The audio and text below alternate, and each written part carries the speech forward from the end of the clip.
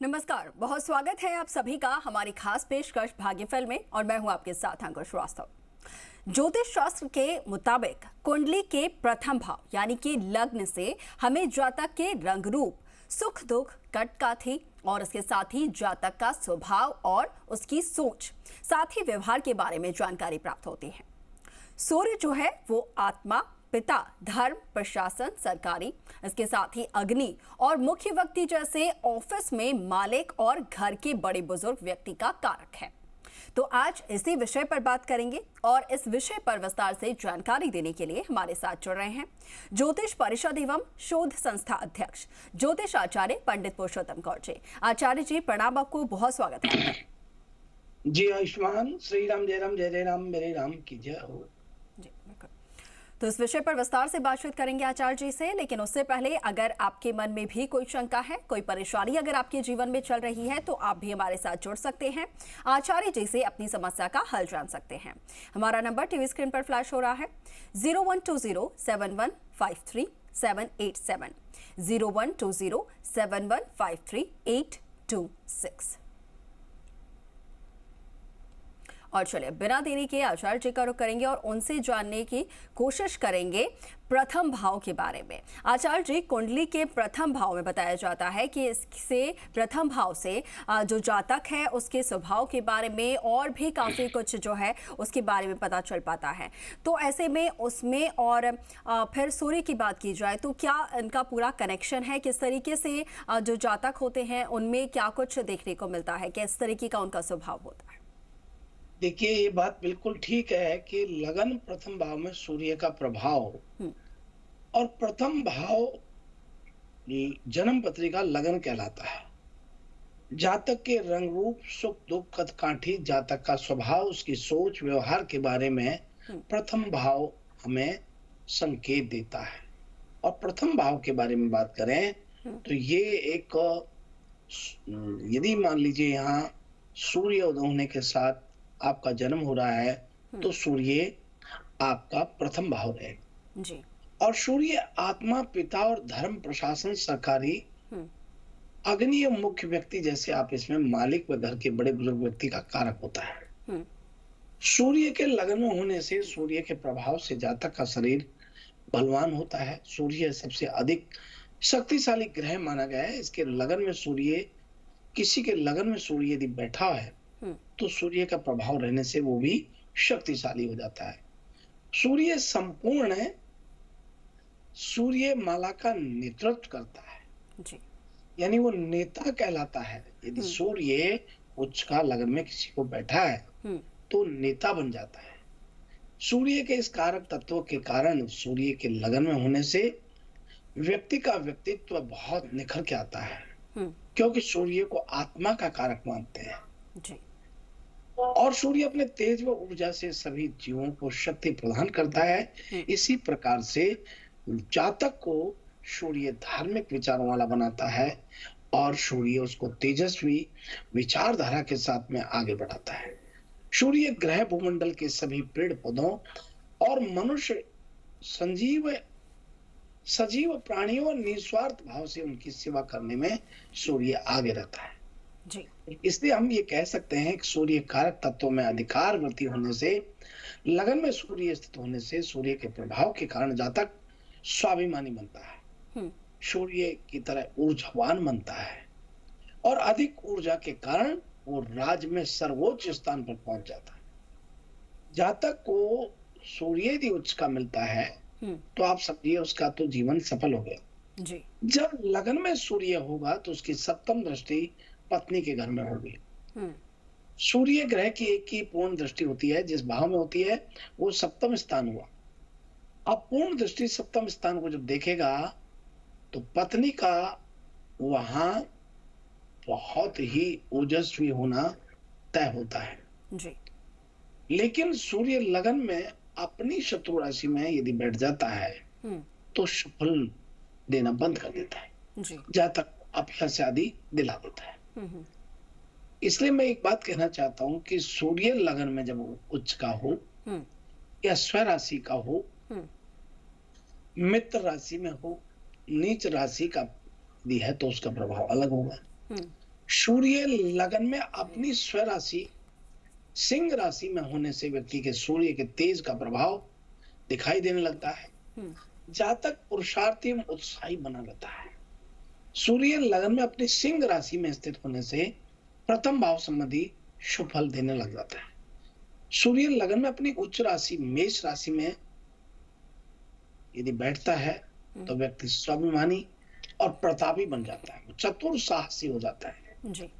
ऐसे व्यक्ति में पित्त की अधिकता रहती है। सूर्य उच्च के प्रभाव से व्यक्ति यशस्वी बनता है जी। और तुला राशि में यदि सूर्य होता है तो नीच का हो जाता है।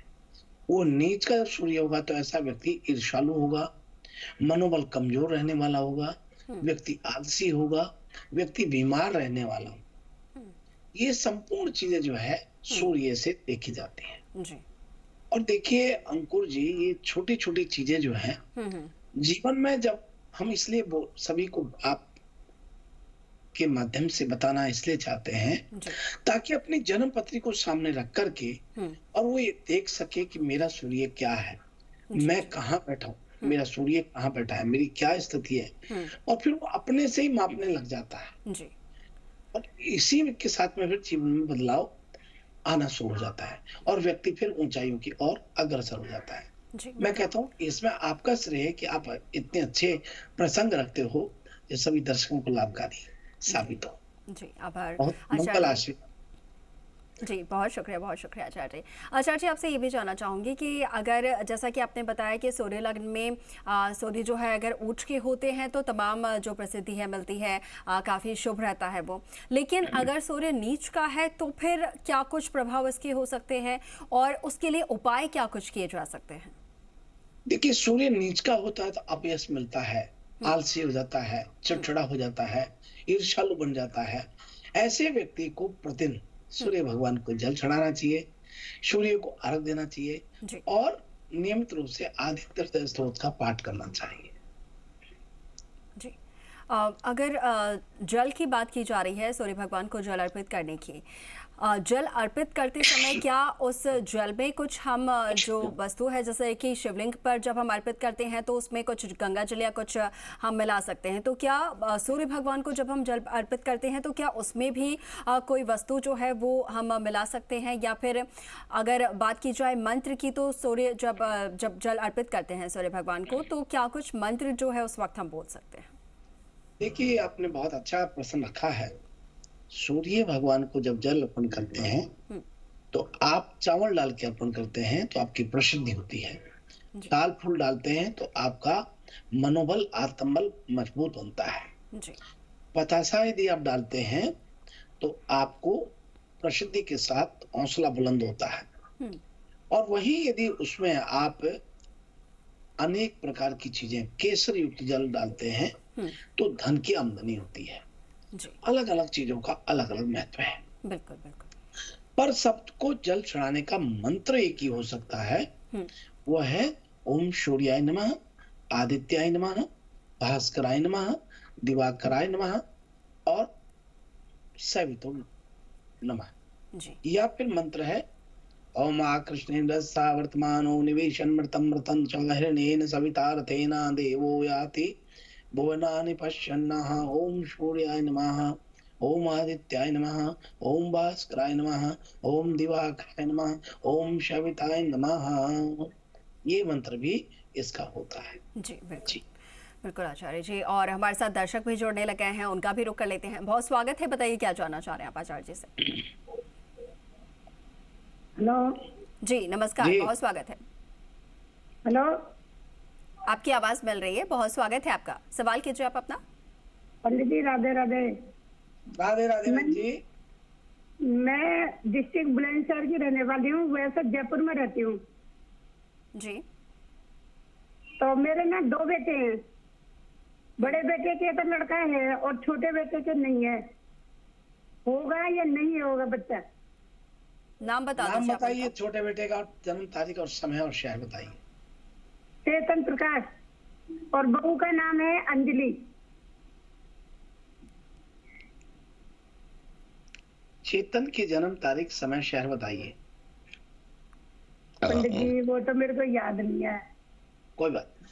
देखिए, आपकी चेतन को लड़का होगा कि नहीं होगा अंजलि को, तो आपको बता दें, लड़का तो होता है, निश्चित रूप से होता है, और लड़का लड़की तो कोई फर्क नहीं है। लेकिन जहां पुत्र की बात कर रही हैं तो मैं उसी को देख पा रहा हूं। लेकिन इनको थोड़ा सा देरी हो सकती है, और 2025 में जाकर के संयोग बनेगा। 24 में कंसीव होगा और 25 में जन्म लेगा। आप इनसे एक नियमित रूप से संतान गोपाल की पाठ करने के लिए कहें। संतान गोपाल का पाठ करने से अवश्य इनको लाभ होगा और संतान प्राप्ति का संयोग बनेगा। बड़ी मंगल शुभकामना आपको।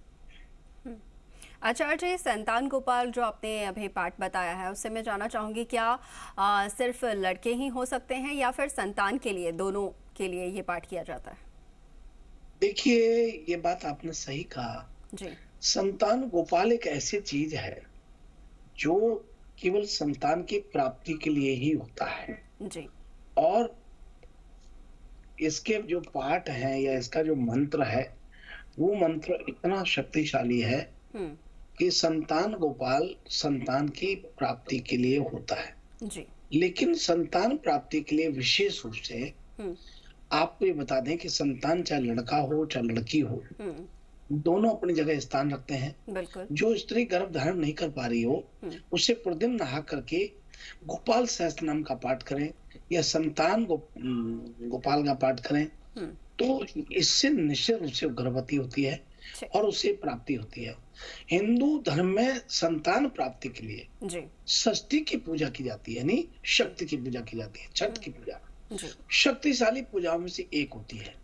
ये पूजा का आयोजित करने वाली महिलाओं को छठे माह के दौरान किसी भी दिन पूजा जरूर करनी चाहिए, जो संतान गोपाल के पाठ करने से प्रेगनेंसी होती है। अब ऐसे में मंत्र जो है वो कौन सा है, तो मैं मंत्र बता देना चाहता हूं। ओम क्लीम देवकी सुत गोविंदो वासुदेव जगतपते देहि में तनयम कृष्ण त्वामहं शरणं गतः। क्लीम ओम। ओम क्लीम देवकी सुत गोविंदो वासुदेव जगतपते देहि में तनयम कृष्ण त्वामहं शरणं गतः। क्लीम ओम।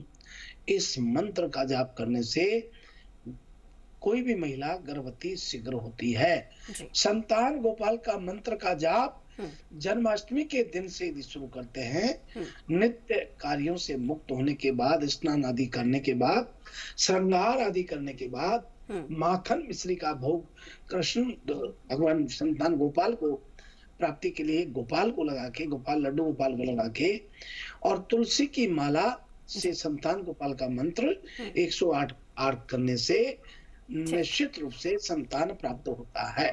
जी बिल्कुल बिल्कुल आचार्य जी। और हमारे साथ दर्शक लगातार जुड़े हुए हैं, उनका रुख कर लेते हैं। बहुत स्वागत है आपका, बताइए क्या जानना चाह रहे हैं? मैं सुरेंद्र बोल रहा हूँ सुजानगढ़ से। जी नमस्कार सुरेंद्र जी। आपको भी धन्यवाद, नमस्कार है आचार्य जी, आपके चरणों में मेरा सत नमस्कार है जी। आयुष्मान श्री राम जय राम जय राम मेरे राम की जय हो। मैं आचार्य जी ये पूछ रहा हूँ, आज जैसे सोमवार है तो शिव जी के शिवलिंग पर ये पंचामृत चढ़ाते हैं, दूध भी बहुत, पंचामृत में दूध आ जाता है और जल भी चढ़ाते हैं पहले, तो क्या ये आज और रुद्राक्ष को सिद्ध करते हैं, तो ये आज पूरा दिन में कभी कर सकते हैं जैसे 2:30 बजे के आसपास, तो इसके बारे में आप जानकारी दें। देखिए, आपने वैसे सही कहा, और रुद्राक्ष को सिद्ध कैसे करें ये भी सही बात है, लेकिन आपको बता दें सावन के पहले सोमवार के दिन भगवान शिव के प्रतीक एक मुखी रुद्राक्ष को अर्पित करने से और गंगा जल उसके ऊपर अभिषेक करने से उसकी नकारात्मकता दूर हो जाती है और वो सिद्ध हो जाता है और आपको मनोकामना पूर्ण करने वाला बन जाता है। क्या शिवलिंग पर रुद्राक्ष चढ़ा सकते हैं? तो बहुत स्पष्ट बात है कि शिवलिंग पर रुद्राक्ष आप चढ़ा सकते हैं, और शिवलिंग पर रुद्राक्ष चढ़ाना अपने आप में भगवान को प्रसन्न कर देने वाला कार्य है, क्योंकि शिव को विशेष प्रिय है रुद्राक्ष। और आपको बता दें कि रुद्राक्ष चढ़ाने का महत्व बड़ा है। रुद्राक्ष चढ़ाने का महत्व है कि दारिद्र्य दहनम स्तोत्र पढ़ें। रुद्राक्ष चढ़ाने के बाद नाम लिख लें, दारिद्र्य दहन स्तोत्र पढ़ें। शिव को विशेष प्रिय है रुद्राक्ष, और रुद्राक्ष लोग चढ़ाते हैं उनकी मनोकामना पूर्ण हो जाती है। एक मुखी रुद्राक्ष से 14 मुखी तक होते हैं। शैव संप्रदाय हमारे यहाँ बहुलता से होते हैं। शिव तो राम है, कृष्ण विष्णु के आराध्य रहते हैं। रुद्राक्ष माला से जप करना और धारण करने से करोड़ों पुण्य की प्राप्ति होती है। प्रत्येक रुद्राक्ष के कोई न कोई अधिष्ठाता ग्रह होता है, देवता होते हैं, अलग अलग लाभ देते हैं। एक मुखी रुद्राक्ष चढ़ाने से, चले मैं अंकुर जी सुरेंद्र जी की बात को विस्तार देता हूँ और बताना चाहता हूँ कि एक मुखी से 14 मुखी रुद्राक्ष शिव को चढ़ाने से क्या मिलता है। क्योंकि आज सोमवार है और लोग चढ़ाए बिना रहते नहीं है, और चढ़ाते हैं उनको क्या मिलता है। एक मुखी रुद्राक्ष को चढ़ाने से आपको पापों का नाश होता है और लक्ष्मी की प्राप्ति होती है। 2 मुखी रुद्राक्ष यानी गौरी शिव गौरी जी, या फिर अपन कह सकते हैं गौरी शंकर रुद्राक्ष अर्धनारीश्वर है भगवान। ये ग्रह है, चंद्रमा है। इसे धारण करने से जन्म जन्मांतर के पाप कट जाते हैं। इसे धारण कर से एकाग्रता व शांति प्राप्त होती है। वशीकरण की शक्ति प्राप्त होती है। स्त्री रोग, आंख की खराबी, किडनी की बीमारी दूर होती है 2 मुखी रुद्राक्ष धारण शिव जी को चढ़ाने से। और 2 मुखी रुद्राक्ष शिव जी को चढ़ाने से आदि व्याधि, पीड़ा, जरा, मृत्यु, रोग सब नष्ट हो जाते हैं। 3 मुखी रुद्राक्ष को ब्रह्मा जी को चढ़ाने, शिव को चढ़ाने पर आत्मविश्वास और ज्ञान की वृद्धि होती है। संक्रामक रोग और स्त्री रोगों को लाभ मिलता है। 4 मुखी रुद्राक्ष के चढ़ाने से बुध ग्रह प्रसन्न होते हैं। सम्मोहन की शक्ति आ जाती है। नाक, कान, गले के रोग या कौड़, लकवा, दमा आदि खराब बंद हो जाता है। और 5 मुखी रुद्राक्ष से आपको डायबिटीज, मोटापा, पीलिया या किडनी जैसे रोगों में आपको लाभ होता है। 6 मुखी चढ़ाने से किडनी या मूत्र रोग दूर हो जाता है। इस प्रकार सारी दुर्बलता भी 7 मुखी रुद्राक्ष से दूर होती है। 8 मुखी रुद्राक्ष से गुप्त रोग आपके दूर होते हैं। 9 मुखी रुद्राक्ष से बिल्कुल आचार्य जी, समय की सीमितता है और राशियां भी दर्शकों को हमें बतानी है, तो एक बार दर्शकों को राशियां बता देते हैं। आज का उनका दिन कैसा रहने वाला है? तो आइए हम सबसे प्रथम बात करते हैं मेष राशि से। आज मेष राशि के जातकों का स्वास्थ्य पर धन खर्च हो सकता है। आपका पॉजिटिव व्यवहार लोगों को आज प्रभावित करने वाला है। कृषि के क्षेत्र से जुड़े लोगों को धन लाभ आज हो रहा है। आपका अजीब रवैया लोगों को भ्रमित करेगा, इसलिए आप में झुंझलाहट भी पैदा हो सकता है। जीवन साथी जिंदगी में बदलाव लाने में आपकी मदद कर रहा है।